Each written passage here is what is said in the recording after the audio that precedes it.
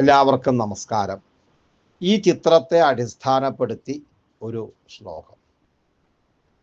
പിഞ്ചഭൂഷിത ശിരോരുഹോ നിഖില ഭക്തവാഞ്ചിത വരപ്രദ ഹാരകുണ്ടല കിരീട കങ്കണ വിഭൂഷിതോ യദുകുലോത്തമ ഹസ്തപങ്കജവരേ നിധായ നിജമസ്തകം സ്മിതമുഖാംബുജ ഭാസതേസ്യ കരുണാകടാക്ഷ ഇഹ സർവശോകഹരണേ ക്ഷമ.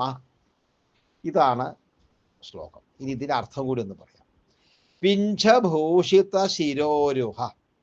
പിഞ്ചം എന്ന് പറഞ്ഞാൽ മയിൽപ്പീലി, അതുകൊണ്ട് ഭൂഷിതം അലങ്കരിക്കപ്പെട്ട, ശിരോരുഹം എന്ന് പറഞ്ഞാൽ തലമുടി.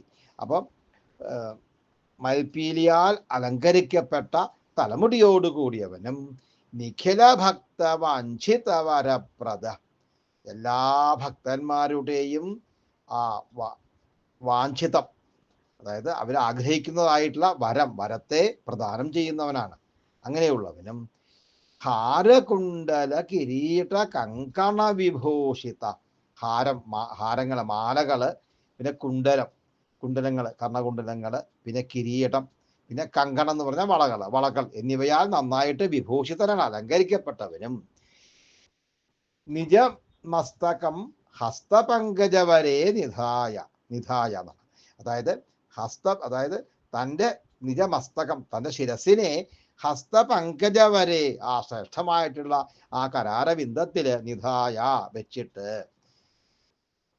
സ്മിതമുഖാംബുജ, പുഞ്ചിരിക്കുന്ന ആ മുഖാരവിന്ദത്തോടു കൂടിയവനായിട്ട്, യദുകുലോത്തമ, ആ യദുകുല ശ്രേഷ്ഠൻ, അതായത് ശ്രീകൃഷ്ണൻ, ഇഹ ഭാസത്തെ, ഇവിടെ ശോഭിക്കുന്നു, ഈ ചിത്രത്തെ ശോഭിക്കുന്നു എന്നർത്ഥം.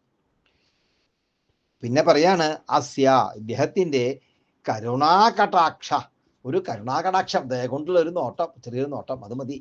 അത് സർവശോകഹരണേ ക്ഷമ, എല്ലാ ശോകങ്ങളും എല്ലാ ദുഃഖങ്ങളും നശിപ്പിക്കുന്നതിൽ സമർത്ഥമാണ് എന്നർത്ഥം.